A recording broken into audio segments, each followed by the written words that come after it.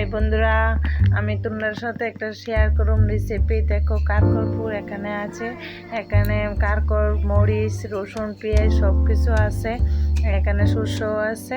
এই দেখো আমি পেস্ট করে নিয়ে আইছি সব কিছু, সরষা আর এনে বেসন আছে, বেসনও গুলে লাইছি। তারপরে এখানে সরষা বাটা, সব মরিচ টরিচ যা ছিল সব কিছু পেস্ট করে লাইছি।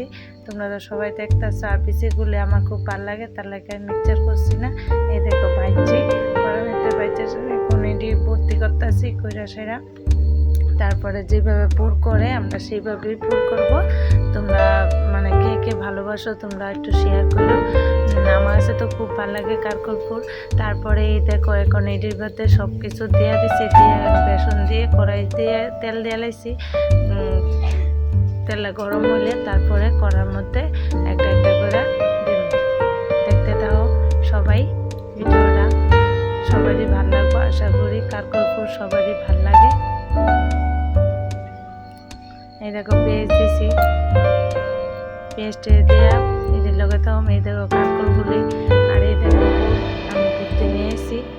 এই দেখো বাই টাটা।